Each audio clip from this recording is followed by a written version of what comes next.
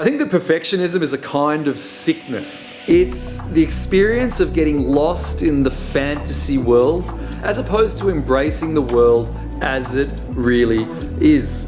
The problem with perfectionism is that it can totally destroy our creativity. It can keep us stuck in our tracks, and it's done that for me. I've struggled with perfectionism my whole life, and it's taken a very big mental reframe of what perfectionism really is and how I can actually use it, that I've now managed to turn it into one of my strengths. But it's definitely, for most of my life, really held me back. So that's what this video is all about. What I'm gonna do in this video is a little bit different. So I'm about to go for a walk to a really beautiful part of Belgrade and show you around. And while I go there, I'm going to explain to you what perfectionism really is, but some of the quite terrible side effects that come from perfectionism. I'm going to talk about my own life in that case and what it's really done to me. I'm then going to do something really different.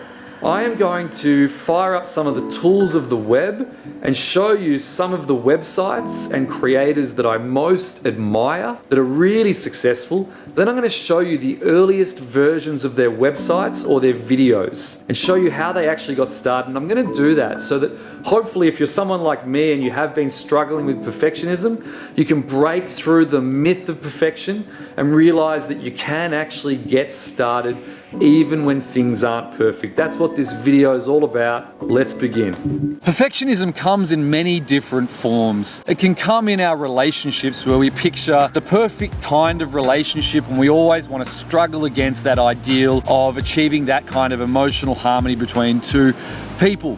It comes in the form of trying to create a business that needs to be the best of its kind, world class, one of the most successful out there.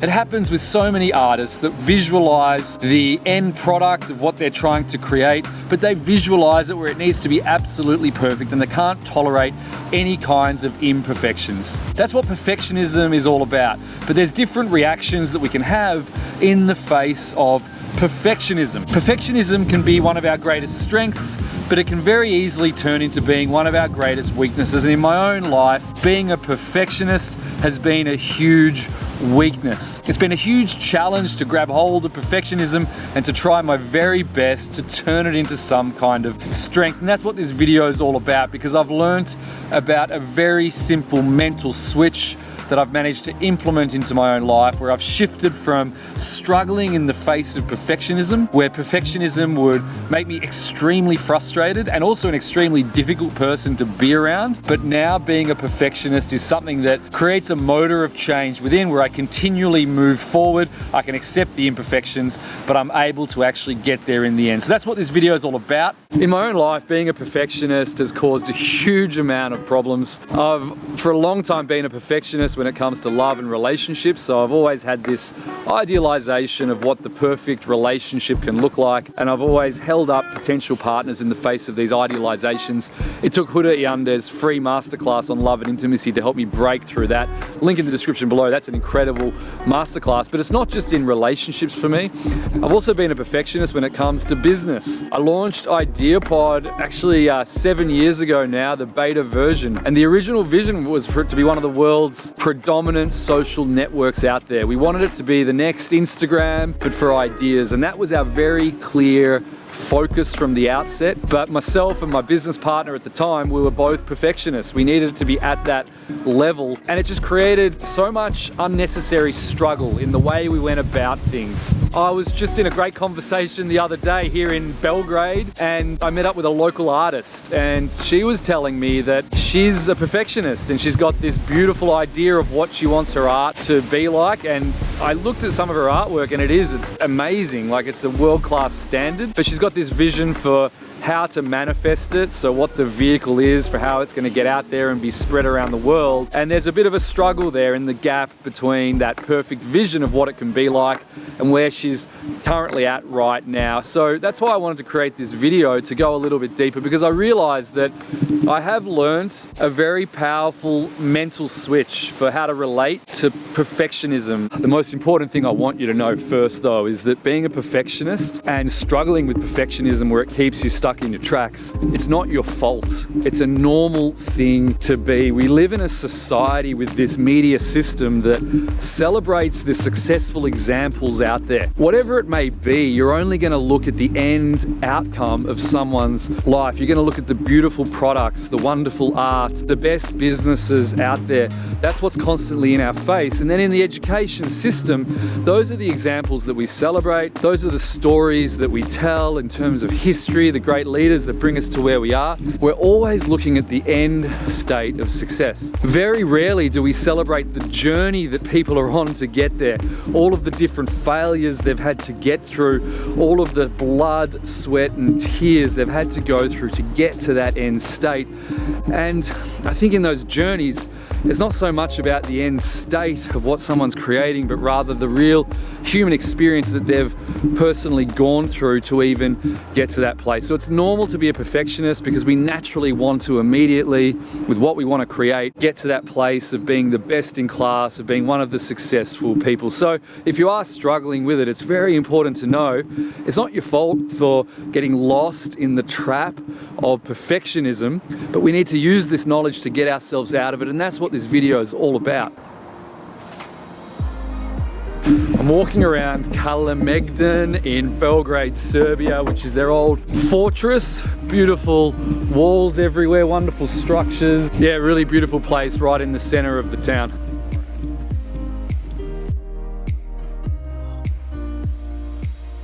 I want to go a bit deeper into this experience of being a perfectionist, and I can only really talk about my own experience. And I can tell you that, first of all, being a perfectionist has kept me stuck in my place so many different times. I get these wonderful ideas about what's possible, but I can never actually get it going. Now, I am someone who's created a number of different things that are out there and being used by people, but I'm still getting stuck in the perfectionist trap. So I've got other ideas that either haven't gotten started or I've created an initial version and it just wasn't good enough. So it really does keep me stuck in my place, and it's something that I really need to keep reminding myself to do this mental switch so I don't get trapped so much. The other part of the experience of being a perfectionist is that it contributes to self-loathing. So I have an inner critic, and it's been a challenge to learn when to give my inner critic voice and when to not listen so much and still move on. And whenever I get trapped in perfectionism and I allow that to take over, it gives my inner critic a lot of material for me to criticize myself. And that contributes to that process of getting stuck in place where whatever I start to create is just never good enough because it never fits with those ideals that I've got. Another part of being a perfectionist is that you become a very difficult person to be around. So I have a team now and we all collaborate together in different ways on different projects. And if I allow my perfectionist self to come to the fore, and it's never far away from the surface, then I'm not a very easy person to be around. I'm not an easy person to collaborate with because someone may do something that is a step in the right direction and it's not perfect, it's not the best that we can possibly do.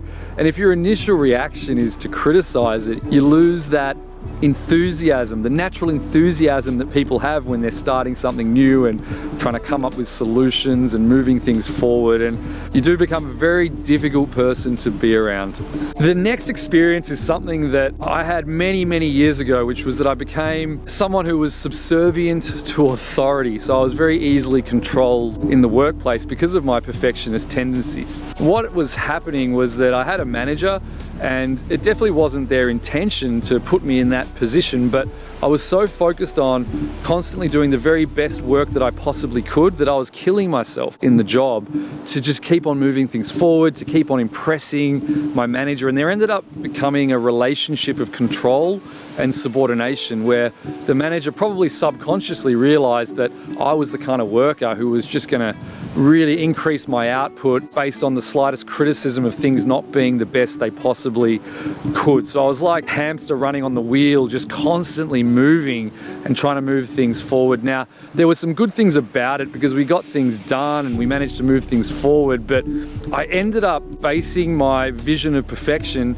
on the approval of the manager. And I kind of gave up those standards to someone else, and I became very subservient to authority because of my perfectionism. And this final part of the experience of being a perfectionist is around seeking the approval of others. So I know for many artists, they live and die by the reaction of the public to their creative output. A musician does a live concert, and it's not so much about the connection with themselves and the music really coming from them, but they're in that relationship with the crowd, as they should be in a live performance.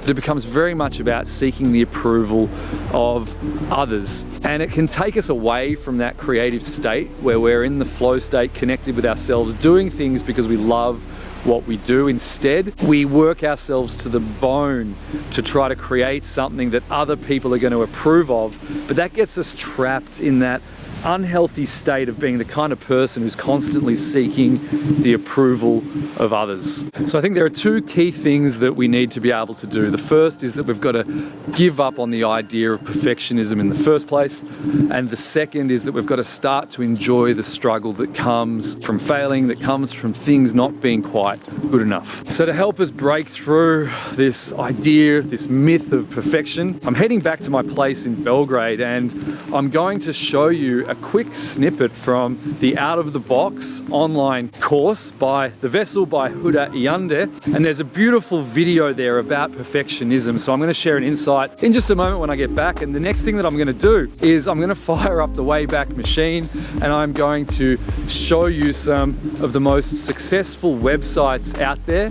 And then we're actually going to go and look at the very first versions of them. And I can tell you, because I've already gone and taken a look at them, they don't look very good when they first started. So that's going to help us to break through this myth of perfection. And it's kind of ironic because I stopped just before on my way back to the apartment, and I was like, everything I've recorded so far is not good enough.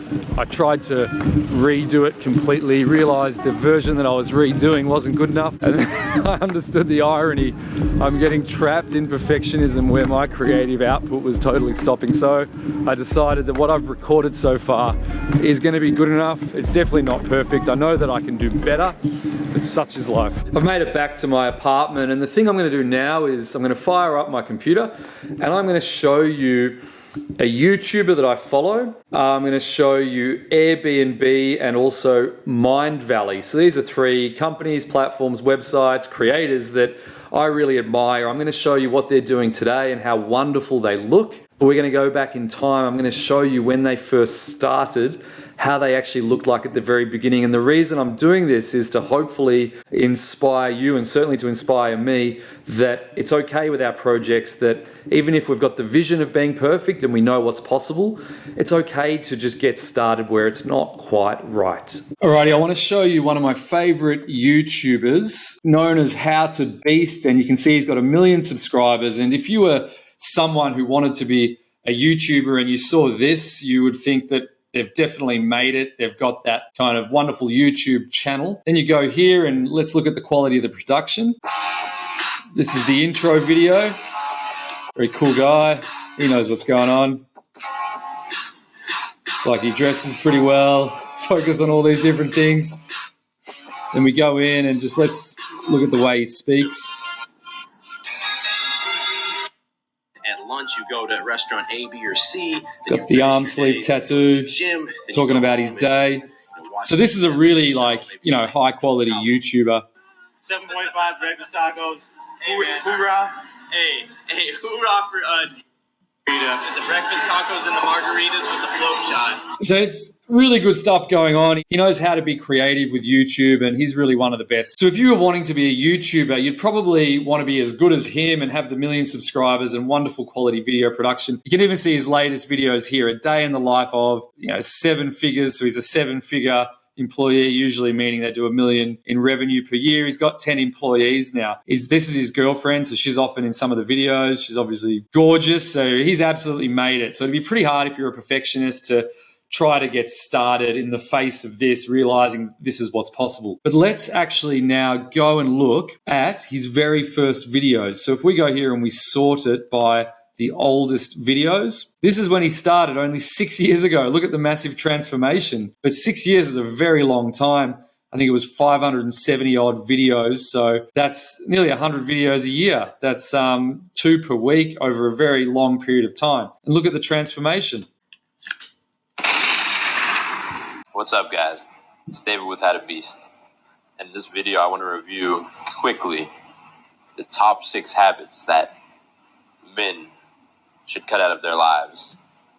So these are things that I absolutely love it. And I just admire the process of getting started and just continuing and ending up with that wonderful quality production. But if he'd have had the vision from the beginning of what he knew he could become, and he probably did realize that he could, better himself and have great quality video production and everything. But he didn't let that vision stop him from getting started, from moving along. And you can go and check out some of his other videos along the whole journey. I want to show you another example. We all know about Airbnb, hugely successful company platform. And I think design is one of their strong sides. It's a beautiful experience going on it and surfing around for different places.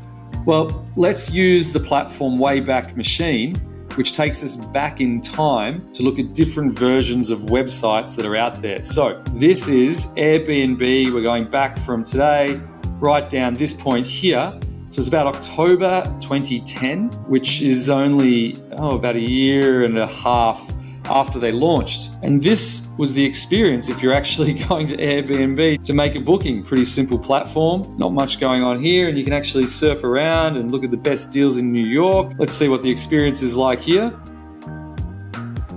And yeah, I mean, it's a very basic website. It looks kind of like Craigslist or something like that. And that's where they started. So transformation's huge, and that's okay. Here's a great example for me and my own ambitions with IdeaPod and the Vessel and online education and what we're trying to do here. We've got a platform like Mindvalley, which is, I would say, it's one of the most successful in the personal development space when it comes to selling online courses and building a huge platform. They've got 300 employees, massively successful.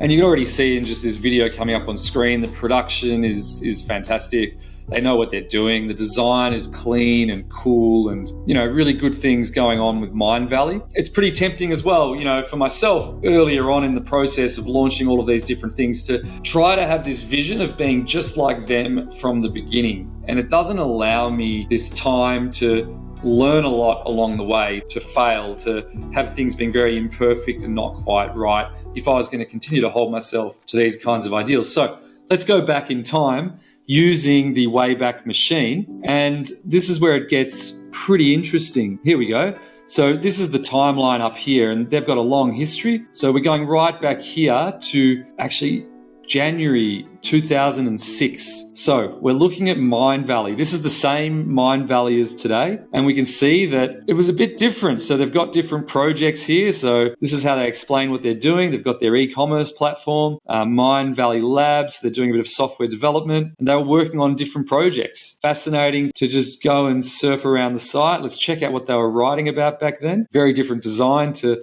today, and they're writing about themselves and what's happening with Yahoo. And I mean, it's just a completely different look and feel. But again, that is also because of the design standards of the day. But so let's go around and check out what's going on. When is this? This will be a few years down the line. Okay, so here we are in 2011, so a decade ago, and this is their blog. I think it could be that the images aren't loading too well. This is their blog spot. They weren't even on their own domain then. That's crazy. Let's check this out here. All right, so this is Mindvalley in March 2013. I think by this time they're still a pretty big company, and this is how they describe themselves. They're connecting authors with the internet generation. So that's pretty much the same as what they're doing now, but they're framing it a bit differently. If I go to the About Us section, so it's all about people publishing their ideas. So, and I remember reading some articles about them where it was almost like book publishing and how the internet was changing book publishing in such a big way. And they were trying to do that for online courses so that anyone can come along and publish their own online courses. Yeah, so they're all about building, incubating, breathing life into big projects. It's almost like they're a holding company that's trying to invest in different ideas to get them off the ground. They've got a big team by this point. But yeah, you can already just see that it's just not the same as they are today.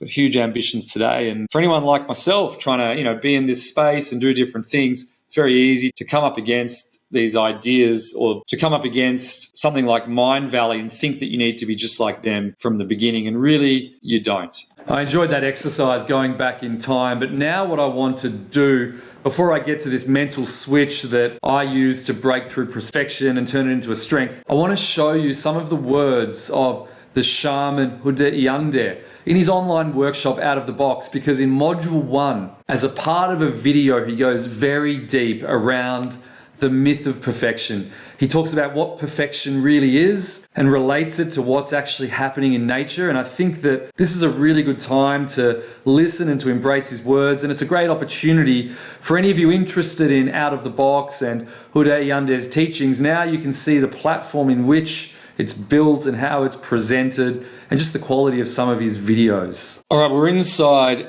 Out of the Box and in module 1. So I'm going to go down to the video on media programming and modern myths. So it's taking us down there now, and I've already found the right timestamp. So it's a longer video about a whole range of different myths that we get wrapped up in, but this is the myth of perfection.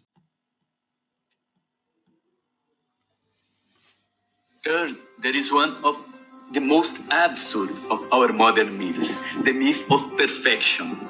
Perfection doesn't exist considering the evolving nature of our dynamic universe. Movement is the very essence of life. We need place to evolve in order to exist. If our universe reached a place of perfection, it would be the end of all movement and the death of all creativity. We would have nowhere else to evolve. End of line. Can you imagine being perfect, living in a perfect universe? It would be so boring. That's a beautiful video by Huda in Out of the Box. Of course, if you're watching it inside Out of the Box, the quality is much better. I was doing that through a screen cast. But he's right in that perfection is the death of creativity. When we get so focused on being perfect, on our creative vision being perfect first time. So I've developed a mental reframing that I engage upon whenever I feel perfectionism creeping in, particularly when I've got new ideas, new projects that I want to get off the ground. So what I do is I think about the perfect vision. So I don't try to cut that out and let go of it. So it's very natural for me to think of the perfect vision because I do want things to be very good and I hold myself to high standards. So I want to start using that as a strength. I think of the perfect vision for that project. I actually picture it, I visualize it. But the next thing I do is that I don't want to underestimate how difficult it's going to be to get there. I know that it's going to take many, many years of practice, of becoming really good at what I'm doing. So I think through what are the kinds of failures and rejections that I'm going to experience along the way?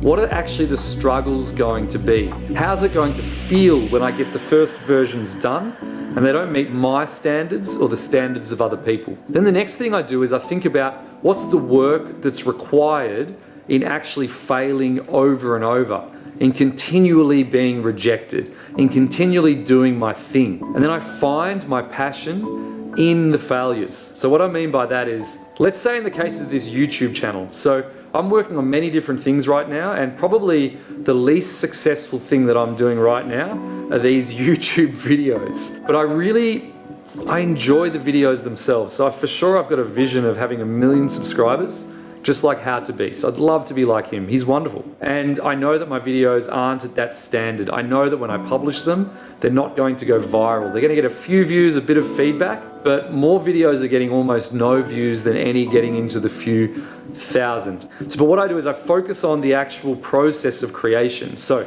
I really enjoy creating the videos. I love actually communicating and sharing these ideas. I think that these ideas are important and that more people can embrace them and break through these myths. So I really enjoy the process, and it means I'm able to separate the feeling of failure from the process itself.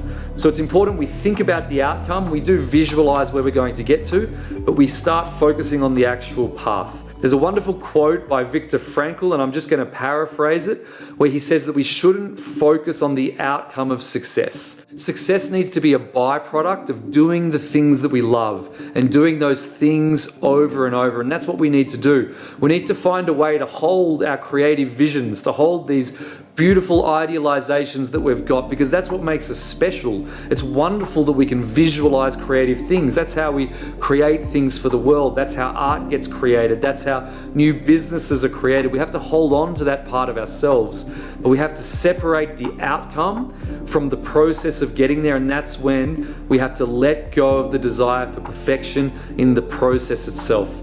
We have to keep on failing over and over. We have to produce shoddy works of art. We have to produce these videos that aren't perfect and just do the very best that we can. So that's been my mental reframe, to actually shift the focus on the outcome itself, because that's where I think I've always gotten stuck, to instead focus on the process, to focus on the rejection, and to start to get meaning from the rejection itself, because I'm doing the things that I love. It means that the things that I'm doing aren't about the validation I'm getting from other people. It's not about the success I'm trying to achieve. It's about the love of, in this case, creating videos for the sake of creating videos. And that's what I think the most successful people in life have figured out how to do. The successful people that we see in the media that we're inspired by all of the time, I think the mental reframing they've managed to experience along the way is to love the journey for what it is, to love the process of failure, to love the struggles themselves, to feel like they're alive in the process. And then success does come, then they do get wrapped up in the end result, as they should, because they've earned the right to do that. And I think that for us that haven't quite made it yet, it's very important that we grab hold of that and that we focus on that. Thanks so much for being here.